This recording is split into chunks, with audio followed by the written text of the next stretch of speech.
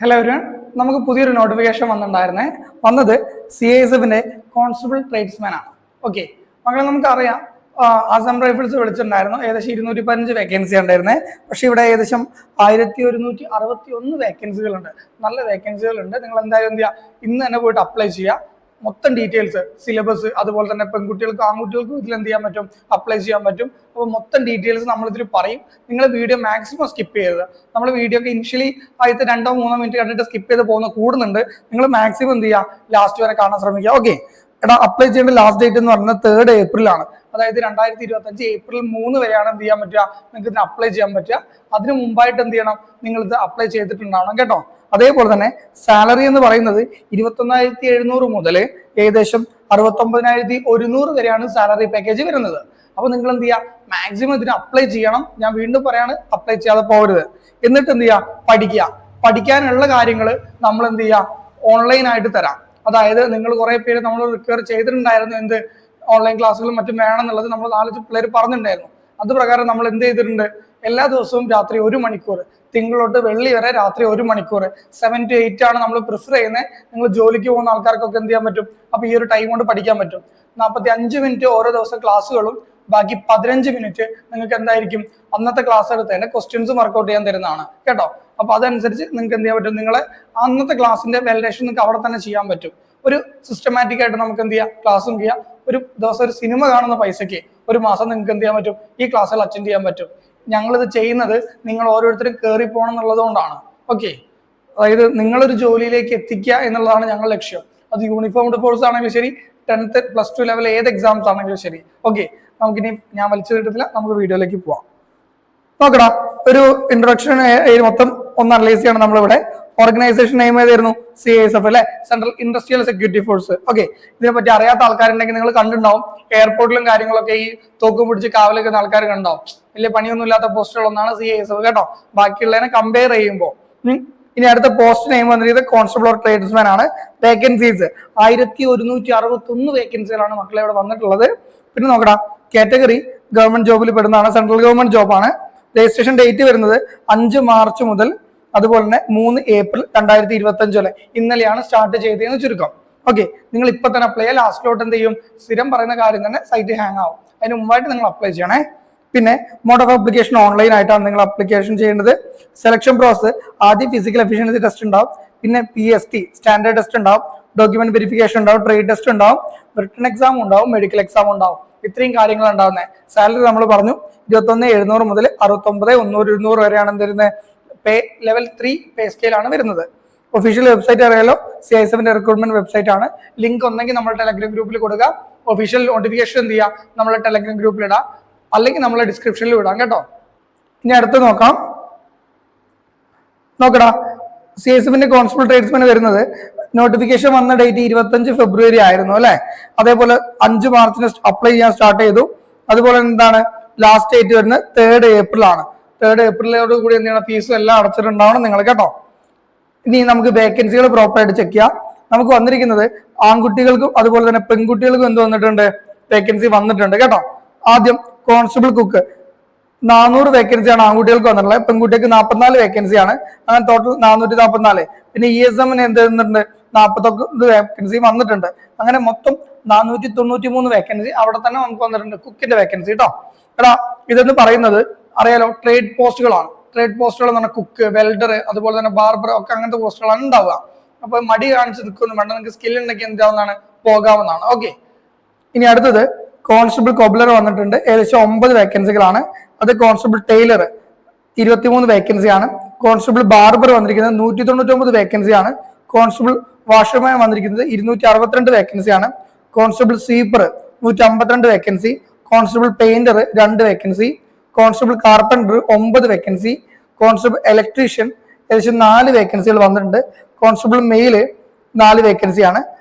Constable welder വന്നിരിക്കുന്നത് 1 വേക്കൻസിയാണ്. Constable charge mechanic വന്നിരിക്കുന്ന 1 വേക്കൻസിയാണ്.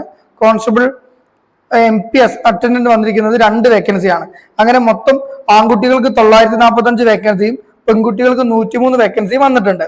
അങ്ങനെ മൊത്തം 113 ESM-നും വേക്കൻസികൾ വന്നിട്ടുള്ളത്. മൊത്തം അങ്ങനെ 1161 വേക്കൻസികളാണ് വന്നിട്ടുള്ളത്. ഓക്കെ, അപ്പോൾ മറക്കരുത്, ഇതൊന്ന് ശരിക്കും നോക്കിക്കോളാം. ഞാൻ പെൺകുട്ടികൾക്കും ആൺകുട്ടികൾക്കും പ്രത്യേകം പറഞ്ഞിട്ടില്ല, ടൈം ലാഭിക്കാൻ വേണ്ടി ചെയ്തതാണ്. ഓക്കെ, നമുക്ക് അടുത്തോട്ട് പോവാം. നോക്കണം, അപ്ലിക്കേഷൻ ഫീ ഉണ്ട്. ഓക്കെ, OBC ജനറൽ കാറ്റഗറിക്ക് 100 രൂപയാണ് ഫീസ് വരുന്നത്. EWSന് വരുന്നത് 100 രൂപയാണ്. SC ST ESMന് എന്തുണ്ടാവില്ല, നിങ്ങൾ പൈസ ഒന്നും അടയ്ക്കേണ്ടില്ല, ഫ്രീ ആയിട്ട് അപ്ലൈ ചെയ്യാവുന്നതാണ്. ഇനി പേയ്മെന്റ് മോഡ് വരുന്നത് നിങ്ങൾക്ക് ഓൺലൈനിൽ ഡെബിറ്റ് കാർഡ് വഴിയോ ക്രെഡിറ്റ് കാർഡ് വഴിയോ അല്ലെങ്കിൽ നെറ്റ് ബാങ്കിങ് UPI മെത്തേഡ് ഏത് യൂസ് ചെയ്തിട്ട് എന്ത് ചെയ്യാൻ പറ്റുന്നതാണ്, അപ്ലൈ ചെയ്യാവുന്നതാണ് കേട്ടോ. മാക്സിമം നിങ്ങൾ ഇതിന് അപ്ലൈ ചെയ്യണേ. ഓക്കെ, ഇനി അടുത്ത് നോക്കടാ, physical standard test general OBC EWS SCക്ക് വരുന്നത് നോക്കിക്കോ. മെയിലിന് 170 സെന്റിമീറ്റർ ആണ് ഹൈറ്റ് വേണ്ടത്. അതായത് ആൺകുട്ടികൾക്ക് ജനറൽ OBCയിലൊക്കെ വരുന്ന ആൺകുട്ടികൾക്ക് 170 സെന്റിമീറ്റർ ഹൈറ്റ് വേണ്ടതിന് അപ്ലൈ ചെയ്യാൻ. ഫീമെയിൽസിന് 157 സെന്റിമീറ്റർ മതി. ഇവിടെ നോക്കടാ, ഫിസിക്കൽ എഫിഷ്യൻസി ടെസ്റ്റിൽ നിങ്ങൾ മെയിൽസ് 1600 മീറ്റർ 6 മിനിറ്റും 30 സെക്കൻഡ്സ് കൊണ്ട് ഓടിക്കയറണം. വലിയ ദൂരമൊന്നുമില്ല. RMGD നമ്മൾ എത്രയാണ്, 5:30 ഓടി കയറുന്നതാണ്. എന്നും രാവിലെ ഓടാൻ പോകുന്ന പിള്ളേർക്ക് സുഖമായിട്ട് എന്ത് ചെയ്യാൻ പറ്റും, ഇതിൽ ഓടി കയറാവുന്നതാണ്. നിങ്ങൾക്ക് ഫിസിക്കൽ ട്രെയിനിങ്ങിന് എന്തെങ്കിലും ഹെൽപ്പ് വേണമെങ്കിൽ താഴെ കമന്റ് ബോക്സിൽ ചോദിച്ചാൽ മതി. എങ്ങനെ ഓടണം, എന്ത് ചെയ്യണം എന്നൊക്കെ എന്ത് ചെയ്യാം, നമ്മൾ പ്രോപ്പർ ആയിട്ട് നിങ്ങൾക്ക് ഒരു പ്ലാൻ ചെയ്ത് തരാവുന്നതാണ് കേട്ടോ. ഇനി ഹെൽത്തി ആയിട്ട് ഇരിക്കണം എന്നുണ്ടെങ്കിൽ നിങ്ങൾ രാവിലെ എന്ത് ചെയ്യുക, കുറച്ച് ഓട്സും അതുപോലെ തന്നെ പഴവും പാലെല്ലാം കൂടെ എടുത്തിട്ട് അടിച്ചിട്ട് എന്ത് ചെയ്യുക, പ്രോട്ടീൻ ഷേക്കുകൾ പോലെയൊക്കെ കുടിക്കുക. നമ്മൾ പീനട്സ് ഒക്കെ ഇട്ടിട്ട് പീനട്സ് യൂസ് ചെയ്യുക. ബട്ടർ ഒന്നും അല്ലാണ്ട് വാങ്ങൊന്നും വേണ്ട, ഒക്കെ ചെറിയ വിലയിൽ കിട്ടും. ഇത് കുടിച്ചു കഴിഞ്ഞാൽ രാവിലെ ഒരു എനർജി ഡ്രിങ്ക് പോലെ നിങ്ങൾക്ക് വർക്ക് ചെയ്യുകയും ചെയ്യും കേട്ടോ. പ്രോട്ടീനൊക്കെ ശരീരത്തിന് ആവശ്യമുള്ള കിട്ടും. അപ്പോൾ നിങ്ങൾ മാക്സിമം എന്ത് ചെയ്യുക, അങ്ങനത്തെ കാര്യങ്ങൾ കഴിക്കുക. എന്തെങ്കിലും അസിസ്റ്റൻസ് വേണമെങ്കിൽ നിങ്ങൾ ഒരു മടിയും വേണ്ട, ഞങ്ങൾ ഇവിടെ ഉള്ളത് എന്തിനാണ്, നിങ്ങളെ സപ്പോർട്ട് ചെയ്യാനാണ് കേട്ടോ. പെൺകുട്ടികൾ ഏകദേശം 800 മീറ്റർ 4 മിനിറ്റോട്ട് ഓടിക്കറണം, വലിയ ബുദ്ധിമുട്ടൊന്നുമില്ല. ഓക്കെ, ഇനി ഫിസിക്കൽ മെഷർമെന്റ് STക്ക് വരുന്നത്, അതായത് ഷെഡ്യൂൾ ട്രൈബൽ കാറ്റഗറിക്ക് വരുന്നത് ഏകദേശം മെയിലിന് 162 സെന്റിമീറ്റർ ഹൈറ്റ് മതി. ഓക്കെ, അതുപോലെ തന്നെ ഫീമെയിൽസിന് 150 സെന്റിമീറ്റർ ഹൈറ്റ് മതി. ഓക്കെ, ഈ കാര്യങ്ങൾ ഓർത്ത് വെക്കുക. എന്നിട്ട് എന്ത് ചെയ്യുക, നിങ്ങൾ ഇതിന് അപ്ലൈ ചെയ്യുക. നമുക്ക് അടുത്ത് നോക്കാം. നോക്കട്ടെ, ഏജ് ലിമിറ്റ് ആണ് നമ്മൾ പറയുന്നത്. ഏജ് ലിമിറ്റിൽ എല്ലാ കാറ്റഗറിക്കും മിനിമം ഏജ് ലിമിറ്റ് വരുന്നത് 18 വയസ്സാണ്.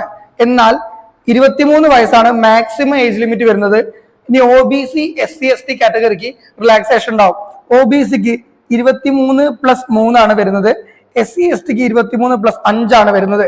അതായത് 28 വയസ്സ് വരെ 26 വയസ്സ് വരെയും ഒബിയസ്ലി ആർക്ക് അപ്ലൈ ചെയ്യാൻ പറ്റും, SC ST കാറ്റഗറിക്ക് എക്സ്ട്രാ ഏജിൽ റിലാക്സേഷൻ ഉണ്ടാവും.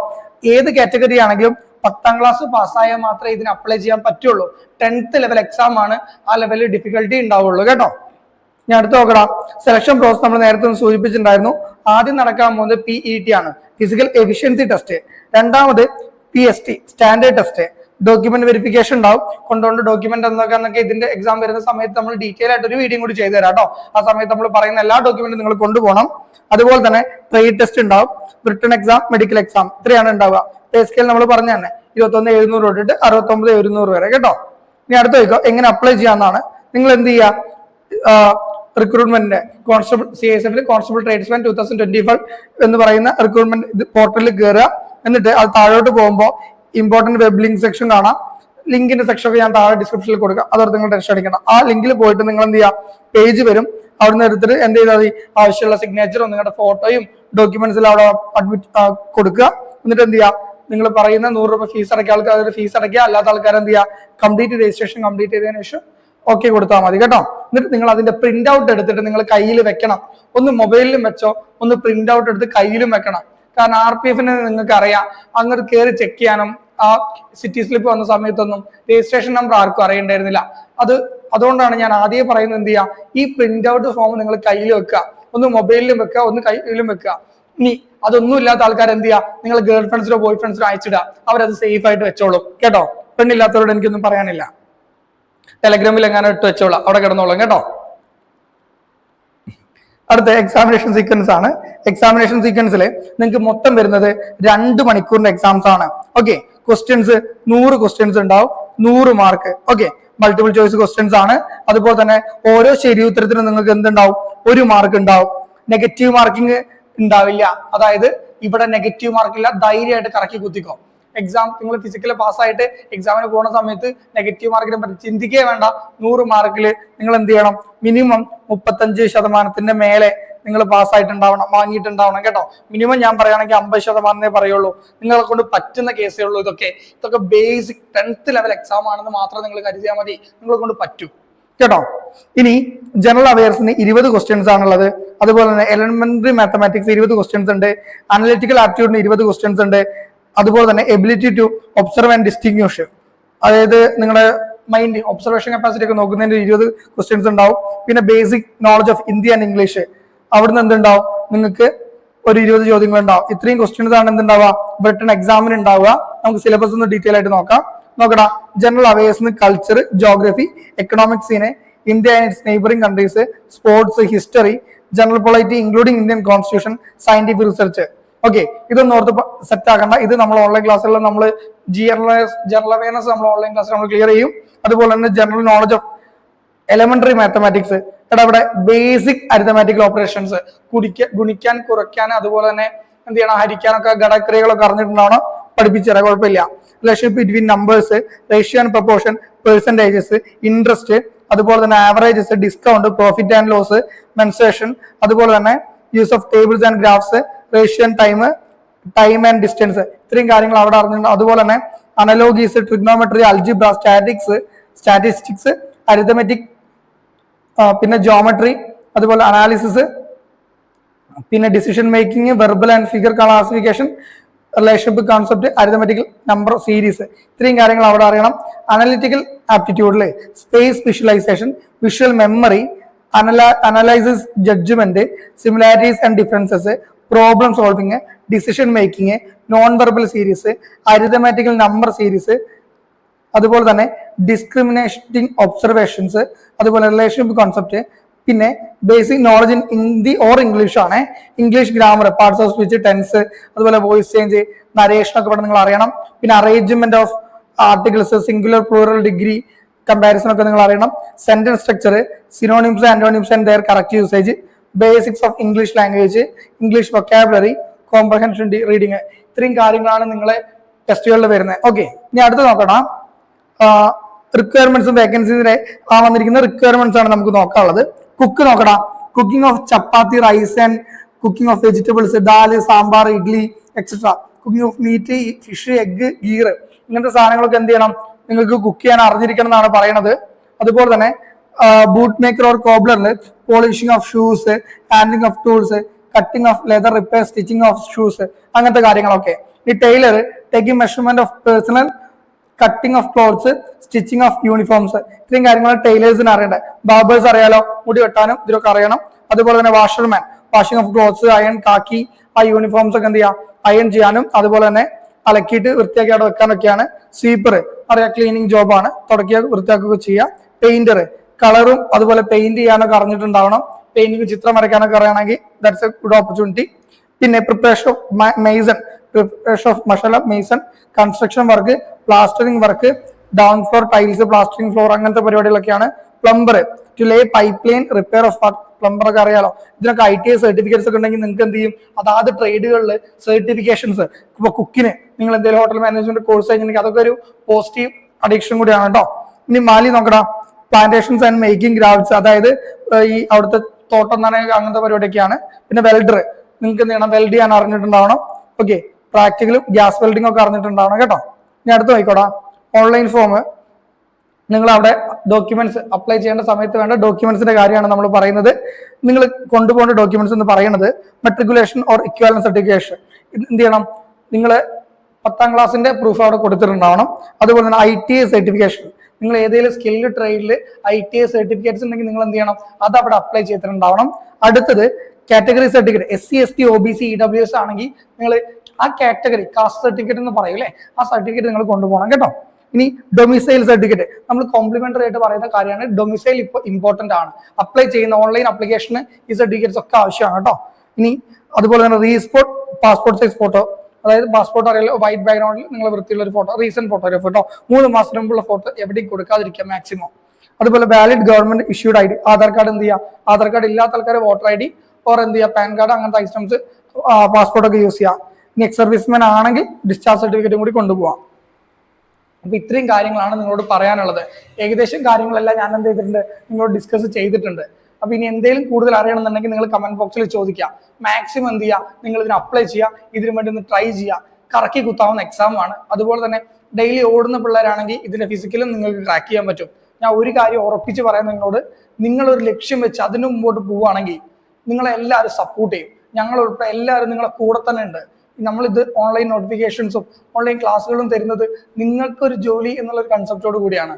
ലക്ഷ്യമില്ലാത്ത ആൾക്കാരാണെങ്കിൽ ലഹരികൾക്ക് അടിമയാവുന്നതും ഇങ്ങനെ ഓരോ തെറ്റുകളിലേക്ക് പോകും. നിങ്ങൾ പേപ്പറുകളിൽ വായിക്കുന്നുണ്ടാവും ഓരോ കുട്ടികൾ എന്ത് ചെയ്യുന്നത്, ലഹരിക്ക് അടിമയായിട്ട് സ്വന്തം സുഹൃത്തുക്കളെ കൊല്ലുക, അതുപോലെ തന്നെ മാതാപിതാക്കളെ, അനിയന്മാരെ ഇവരൊക്കെ ഉപദ്രവിക്കുക. ഇതൊക്കെ എന്ന് പറഞ്ഞു കഴിഞ്ഞാൽ ഒരു ലക്ഷ്യമില്ലാത്ത പൊട്ടന്മാരാണ്. നിങ്ങൾ ആ ഒരു കാറ്റഗറി അല്ല. നിങ്ങളെന്ന് പറഞ്ഞ രാജ്യത്തിന് വേണ്ടിയിട്ട് അല്ലെങ്കിൽ നിങ്ങളുടെ കുടുംബത്തിനും വേണ്ടിയിട്ട് നിങ്ങളുടെ നല്ലൊരു ടൈം പഠിച്ചിട്ടാണെങ്കിലും ശരി, ഇതൊരു സേവനമാണ്. പിടികിട്ടിയോ? ഇതൊരു ജോലിയല്ല. നിങ്ങൾ ചെയ്യുന്നത് ഒരു രാജ്യത്തിലെ ഏകദേശം 100 കോടി ജനങ്ങളെയും പ്രൊട്ടക്ട് ചെയ്യാൻ വേണ്ടിയിട്ടാണ് നിങ്ങൾ പോകുന്നത്. അപ്പോൾ അത്രയും റെസ്പോൺസിബിലിറ്റി ഉണ്ട് നിങ്ങൾക്ക്. അതനുസരിച്ച് നിങ്ങൾ എഫേർട്ട് ചെയ്യണം, വർക്ക് ചെയ്യണം. നിങ്ങൾക്ക് കളിച്ചു കിടക്കാനൊന്നും സമയമില്ല. ഇനി നമ്മളൊരു 18 മുതൽ 23 വയസ്സ് വരെ നിങ്ങൾ എന്ത് ചെയ്യണം, ഒരു പ്രോപ്പർ നല്ലൊരു ടൈം പീരീഡ് ആണ് നിങ്ങൾക്ക് ഏജിലുള്ളത്. ഈ ടൈം നിങ്ങൾ ഒരിക്കലും വേസ്റ്റ് ചെയ്യരുത് കേട്ടോ. നിങ്ങൾക്ക് എന്താവശ്യം ഉണ്ടെങ്കിലും എന്തുണ്ട്, ഞങ്ങളുണ്ട് കൂടെ. നിങ്ങൾക്ക് ചോദിക്കാം, ഞങ്ങൾ എല്ലാ ഹെൽപ്പും ചെയ്യുന്നതാണ്. അപ്പോൾ wish you all the best. നമുക്ക് വീണ്ടും കാണാം. ഓക്കെ.